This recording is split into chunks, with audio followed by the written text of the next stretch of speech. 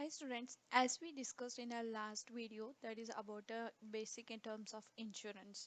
So we studied about definitions and meaning of the insurance. Now we are going looking for the basic terms. I explained in the last video also. So for the recap, I'll take this. What is the insured? Insurer is the person to whom a compensation is to be paid in case of loss is called the insured. This is a policy holder. Policy holder is called insured. And who is giving a policy? Who is providing the policy and agree for the compensation on the happening of a specific event against the payment of regular premium is called the insurer. This insurer is the company. Insured is the policy holder and insurer is the company. And premium. Premium means it's a fixed amount to be paid. It's an agreement between the insurer and the insured. So there is an agreement. The fixed amount the insured person is paying to insurer. That is the premium. And next one is policy. So policy is the contract between the insured and the insurer. It contains the terms and conditions of the insurance contract. And next is subject matter of insurance. What is the subject matter of insurance? So subject matter means like how we are taking insurance. We are taking insurance on the person, or we are taking on the property, or we are taking on the marine insurance. Like a subject matter in a life insurance is person, so his life, and so subject matter is that is the his life. And in a fire insurance it is a goods and assets. So subject matter what will take, so goods and assets will take as a subject matter. And in a marine insurance what will take, cargo or ship is the subject matter. So this is the subject matter of insurance. Now I'm discussing about a claim. So now what is the meaning of claim? Claim is it is the demand made by the insured on the insurer to compensate for loss on the happening of an event. So the insured person will claim to the insurer. So that is the happening event, how much it's a loss happened, that his claim. That is called a claim. And next is a proposal. It is a written requestment by the proposer insured. So like insured to the insurance company to issue an insurance policy.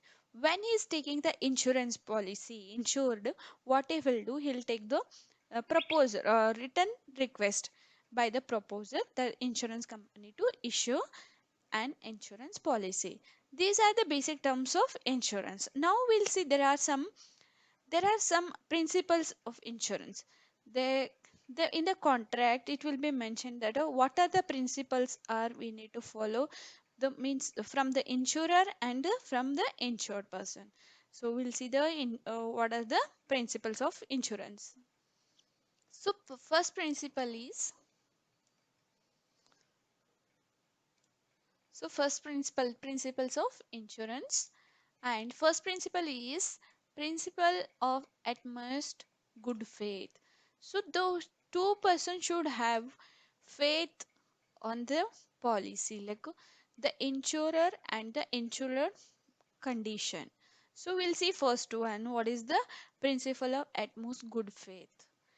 In all types of insurance contracts, both parties must have utmost good faith towards each other. So this insurance, how it will work, so it is depending on the faith between the two persons, with the company and the insured person, policy holder and the company, insurance company. So the insurer and insured must disclose all material facts clearly, completely and correctly. When the insured person is taking the policy from the insurer from the insurance company, he has to disclose all the material facts clearly and completely and correctly. The insured must provide a complete, clear, and correct information of the subject matter. Subject matter in the insurance, in a life insurance, it is a person life. It's related to subject matter is life. So insurance to the insurer, death will consider. So similarly, the insurer must provide relevant information regarding terms and conditions of the contract. So if the insured person is failure to provide a complete If the insured person failure to provide a complete, correct, and clear information may lead to non-settlement of a claim. So, according to the rules and regulations, insured person has to mention all the what are the disclosures, what are the problem. It's for the life insurance. It's for his death. So he has to mention all the things whatever he is facing the problems, then only the insurance company can claim for his life. And if the person is failure to provide complete correct information, so insurance company may cancel the agreement. So for example, I say that for example, Mr. Santanu Mr. Shantanu has not provided information regarding his heart surgery. He taken the policy for 10 lakhs for himself, life insurance. He had not disclosed his medical illness that he had done a heart surgery. But he has no, when he is taking the insurance policy, he is not mentioned the he is gone undergone the heart problem, heart surgery. In the contract, Shantanu died with a heart attack after 2 years of taking the policy. So the person died after taking the policy 2 years. He died. The insurance company comes to know about Mr. Shantanu his illness only after his death. Then they come to know his illness comes after his death. Under these circumstances, insurance company is not liable to pay any amount to the dependent of Mr. Shantanu, because the person is when he's taking the insurance policy he not mentioned that he undergone this heart surgery. So his dependents won't get the claim. So as the contract between Santanu and insurance companies wide, Mr. Shantanu didn't follow the principle of utmost good faith. So he didn't give the faith to the insurance company. Hence the insurance company can cancel the contract. So while taking a insurance, should mention what are the problems are going on. So it should be very clear. This is the utmost good faith of a principal insurance. And next one is principle of insurable interest. So next one is principle of insurable interest. Insurable interest means some financial interest is the subject matter. Subject matter of like a person has an insurable interest in his own life and his property. And a wife has an insurable interest in the life of her husband. And a businessman has an insurable interest in the goods he deals with in the business property. And a creditor has an insurable interest in the life of the debtor to the extent of the loan given. And a partner has insurable interest in the life of the other partners. Like a insurable interest means when taking a insurance policy, the subject matter of insurance must be a physical object and must be subjected to risk. Absence of insurable interest will make the contract of insurance invalid. These things has to subject matters like when the person is taking the insurance policy, the wife should be there presency, and the for the marine it is a goods and goods cargo ship. Okay, like this subject matter should be there. Then only the person can give claim on the insurance whichever happened the loss. Like a subject matter of insurance must be physical object and must be subject to risk. Absence of insurable interest will make the contract of insurance invalid. Insurable interest must be present at the time of taking the policy and at the time of making the claim. Like example, owner of the house has insurable interest in his house, therefore he insures the house. The present object should be there, then he can get this principle of insurable interest will applicable. Okay, this is the principle of insurable interest. And next one is principles of indemnity. So what is the indemnity means? It is a guarantee or So next one is principles of indemnity. Indemnity means it is a guarantee or assurance to put the insured in the same position in which he was immediately prior to the happening of the uncertain event. Uncertain event it may be fire or a marine insurances, some natural calamities with these future uncertainties. Okay, so indemnity means it is a guarantee. So insurance contract is signed only for getting protection, only for getting protection against unpredicted financial loss arising due to the future uncertainties, any like a natural disasters and any destroy or any fire happens. So future uncertainties, it is giving a protection from the insurance company. So insurance contract is not made for a making profit. It's so when you are taking a insurance policy, it's not for the making a profit, it's for the protection of the life. So, out of the future uncertainties, compensation is paid in a proportion of the loss. So, how much loss incurred in a goods, in a how much in a goods? So that much amount is the amount is paying from the insurer. The amount of compensation is limited to the amount assured or the actual loss. For example, if a person, it is only for the protection, it's not for the making a profit. Okay, if for example, if a person has incurred his property for rupees 3 lakhs and it is destroyed by fire, he has a property of 3 lakhs, it is destroyed by the fire, actual loss is rupees 2 lakhs. So loss happened is 2 lakhs, but when he will be paid 2 lakhs, then he will be paid the actual loss of for 2 rupees 2 lakhs. The property is destroyed is 3 lakhs, but the insurance actual loss it is 2 lakhs. So 1 lakh is not destroyed. So insurance company will pay that amount only. Actually, how much actual amount has destroyed, that amount will be paid from the insurance company. It is only applicable in for fire and the marine and in a general insurance. In case of life insurance, the principle of indemnity does not apply. This guarantee does not apply because the value of human being cannot be assessed in a monetary terms.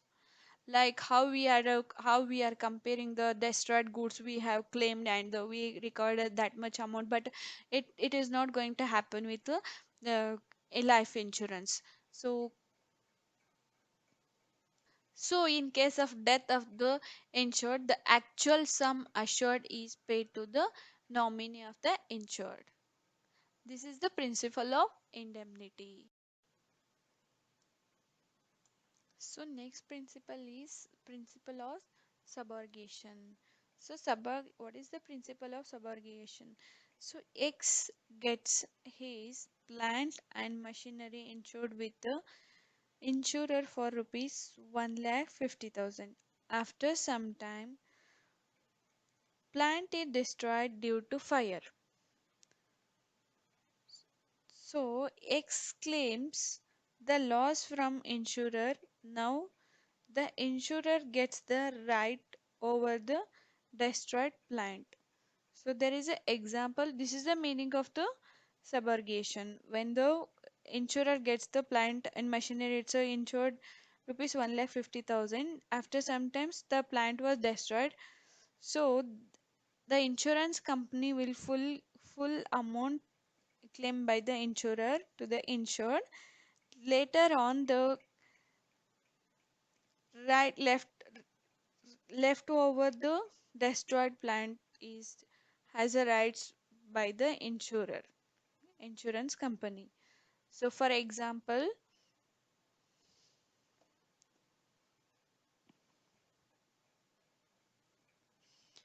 Mr. A owns a two-wheeler. The vehicle was stolen and subsequently Mr. A filed a complaint in a local police station. So Mr. A has a two-wheeler, it is stolen by the stolen, and subsequently Mr. A person complained in a local police station. Upon receiving a report from police, so what happened to vehicles? Then insurance company compensate fully to Mr. A for the loss of the vehicle. Later on this Later on, the insurance company will pay full amount, compensate full amount to the Mr. A. Later on, the stolen vehicle was recovered by police. So it get it from the police. In this situation, the owner of the vehicle does not have any claim. Mr. A, he does not have any claim on the vehicle over the vehicle, as he has already subrogated, because he is already fully compensated by the insurer. So that vehicle transfer to ownership that transfer to ownership rights of the vehicle to the insurer. That stolen vehicle will transfer ownership will transfer to the insurer. The insurer gets every rights to sell or to scrap the said vehicle. This hold will get it from the insurer, but there is no ownership for the Mr. A. This is called the principle of subrogation. For the subrogation, one more example. A person has insured he has a furniture shop, and he taken the insurance policy against rupees 50,000 against for the fire and part of the fire. So fire and a part of the furniture was destroyed by the fire, and the actual loss was 35,000 rupees. So a person, Mr. A, has a furniture shop. He has taken the insurance policy of 50,000 rupees, and the furniture was destroyed by the fire. So the actual loss was 35,000 rupees. But applying this principle, a compensation from the insurer, it is 50,000 rupees will be paid by the insurer. So 50,000, the actual loss was a 35,000, but the insurance company is paying full amount to the furniture shopkeeper. He will be paid by the insurer, and he will take a charge of the remaining furniture. So the 15,000 furniture was left. That also the insurer will charge of the remaining furniture. He will take it his ownership, and remaining furniture he will take, and he can sell it to the third person, or that is up to the insurer, because he already paid. The owner, Mr. A, don't have any rights on the ownership on the 15,000 furniture rupees, which is not. So next one is principle of contribution. This principle is applicable to all contracts of indemnity where the It is applicable to all contracts of indemnity. Under this principle, the insured can claim the compensation only to the extent of actual loss, either from any one insurer or all the insurers. If one insurer pays full compensation, then that insurer can claim a proportionate claim from the other insurance. For example, we'll take one example. Mr. Raj is insured his house worth rupees 60 lakhs with three insurance companies.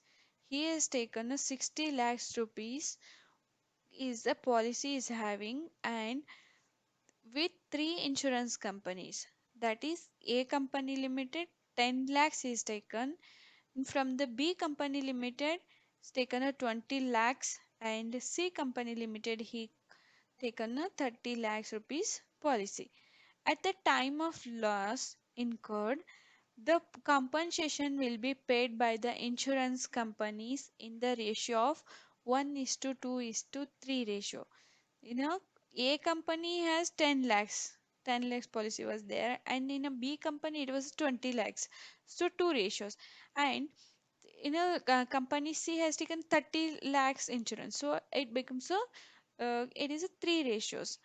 And like this, in a proportionate value, three companies will compensate the amount, whichever the fire occurred in the fire occurred. So this is the principle of contribution. And one more example for this principle of contribution, the Mr. Yes insurance, his property worth rupees 1 lakh with the two insurers. He has taken a it's a 1 lakh rupees insurance worth rupees, and he has taken it with two companies, that is A company limited 90,000 with B company limited 60,000. So Mr. A's actually property destroyed is worth rupees 60,000. So he has taken the policy of 1 lakh, but the destroyed property was worth rupees 60,000 rupees. Then Mr. S can claim the full loss of a 60,000 either from A company limited or B company limited, or he can claim 36,000 from A company limited and B company limited 24,000 in a 3 is to 2 ratio. He can take it a proportionate to one company, but otherwise he can claim two companies that in the ratio of 3 is to 2. Proportionally has to take incur the money from the insurance company. This is about the principle of contribution. So sixth, the principle of mitigation of loss. Under this principle, insured must always try his level best to minimize the loss of his insured property. So the insurer should not insured person, he should not behave like a misbehave like a the it's already insured. So he has to save his property in case of uncertain events like fire outbreak, blast, etc. Anything unexpected things happen, the insured must take all possible measures and necessary steps to control and reduce the losses. The insured must not neglect and behave irresponsible during such events just because the property is insured. Hence, it is responsibility of the insured to protect his insured property and avoid further losses. Let's take an example. Mr. A has a house is on fire due to an electric short circuit. So in this tragic incident, Mr. A must try his level best to stop the fire by all possible means like a calling fire brigade and use fire extinguisher. So from the trying many things, he can stop avoiding the losses of his house from the electric short circuit. He must not remain inactive. So so Mr. A must try his level best to stop the fire by all possible means like calling fire brigade or using a fire extinguisher can avoid the short circuit electric short circuit. He should not remain be the inactive and watch his house burn because since it is only because it is insured, he has to take care of the he has to take some responsibility to loss by the fire. And next is the principle of cause proxima. So, principle of cause proxima means when a loss is caused by more than one causes, then proximate cause of loss should be s-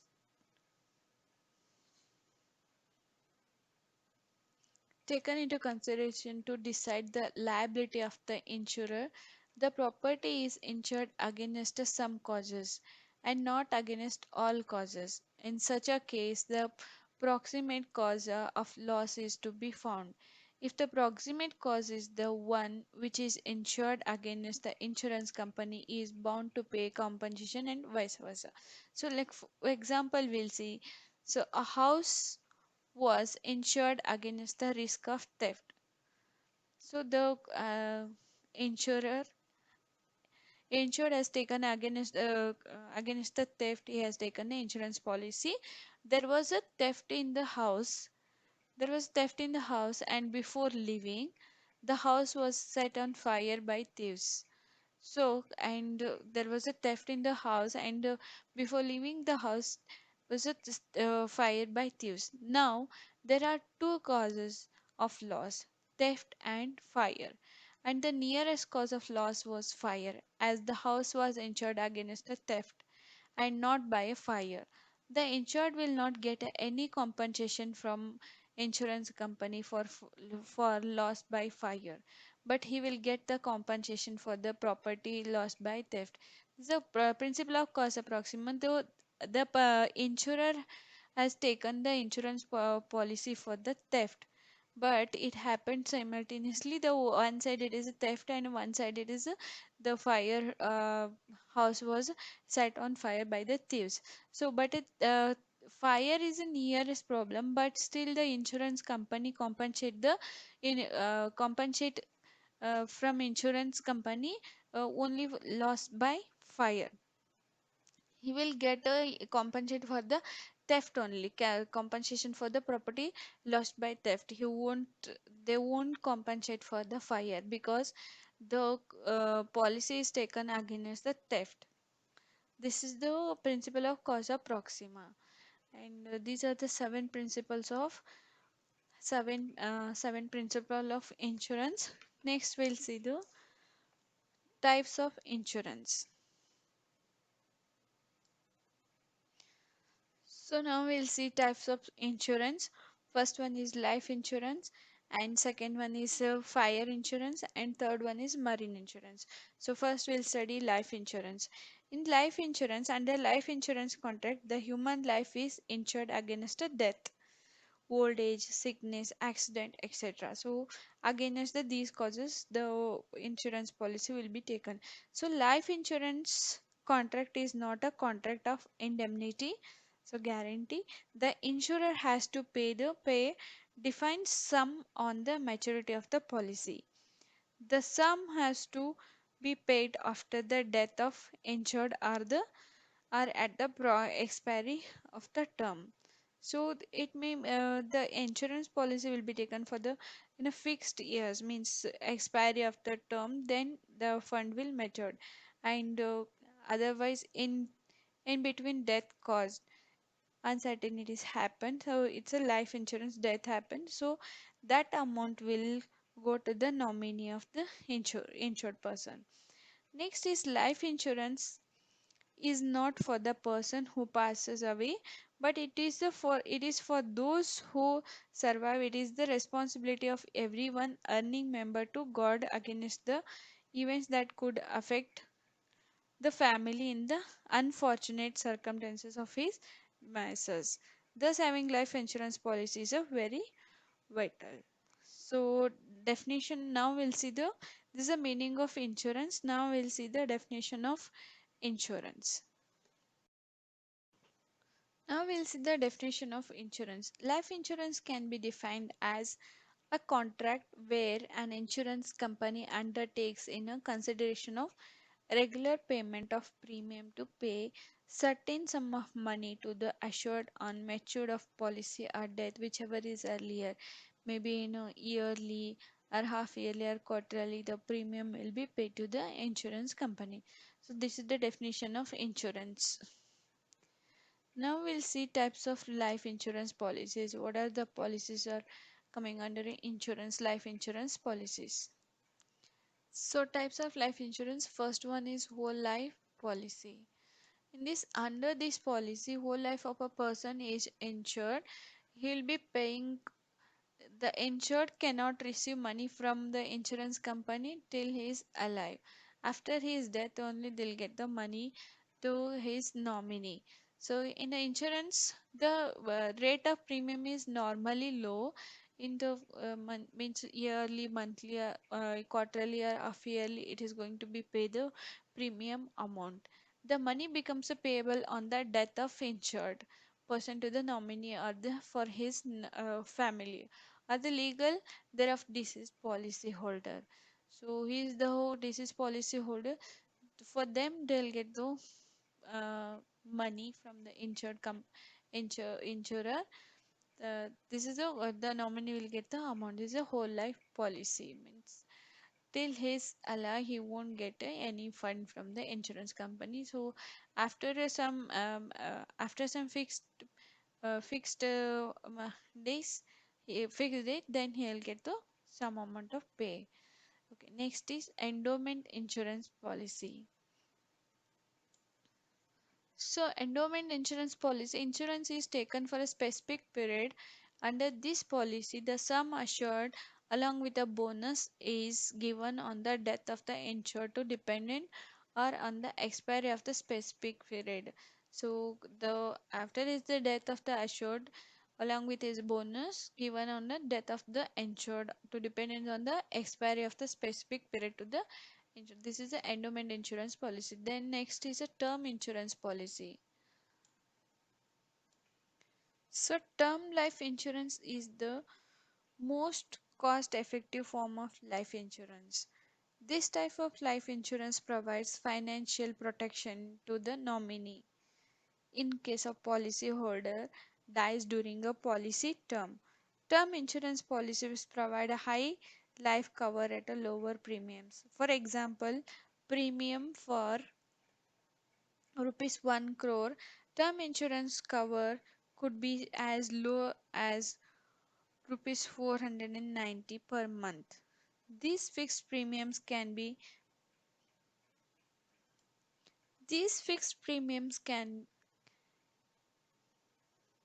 be paid at once or at regular intervals for the entire policy term or for a limited period of time. Premium amount varies basis the type of the premium payment method opted by the buyer.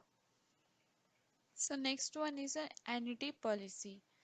So an annuity is a type of policy issued by an insurance company is designed to accept to growth funds and upon annuitization create a stream of income or payments. The money you pay you can be either a lump sum amount or a number of payments. Can the amount can pay in a lump sum amount or it may be pay in a payments number of payments. This contribution generally earn a rate of return generally tax deferred. For the tax purpose, this annuity policy will help us to this is a grow of the funds and this is the lump sum amount will get it number of payments and contribution generally earn a rate of return. This is a annuity policy. And so next is money back policy. Money back policy provides a regular percentage of the sum assured during the lifetime of the policy and also guarantees the benefits of full sum assured in the event of the death of the insured to the dependents of the insured. Generally money back policy is available in a four terms: 12 years, 15 years, and 20 years, and a 25 years. This is a money back policy. So next is a child insurance policies. Child insurance policy is a saving come investment plan that is designed to meet a child's future financial needs. So a child insurance policy allows kids to live their dreams. Child insurance policy gives the advantages to start investing in the children's plan right from the time of the childbirth, and provisions to withdraw the savings and once the child reaches adulthood. Some child insurance policies allow an intermediate withdrawals at certain intervals. This is the invest child insurance policy is a saving come investment plan that will grow up. The child insurance policy allows kids to let their dreams. It will help for their education and many activities. So child's funds right from it will set from the right from the birth can take the provisions of withdrawal and savings once the child reaches the adulthood. This is a child insurance policy. And next is the retirement plans. A savings and investment plan that provides the insured an income during a retirement is called retirement plan. And on maturity, this corpse is invested for generating a regular income stream, which is referred to as a pension or a annuity. So, the retirement plan, savings and investment plan that provides insured an income during the retirement time. So, and after that and maturity, this curves is invested for generating regular income, that is a referred as a pension or a annuity. So, ULIP. So, ULIP is the unit linked insurance plans. ULIP is introduced by the private companies and are very popular as they combine the benefits of life insurance policies with the mutual funds. A certain part of the premium is invested in listed equities or debts. Funds are bonds, and balance is used to provide the life insurance and fund management expenses. This is the ULIP, unit linked insurance plans. So these are the types of life insurance policies. Next is a fire. This is life insurance policies, and next is a fire insurance.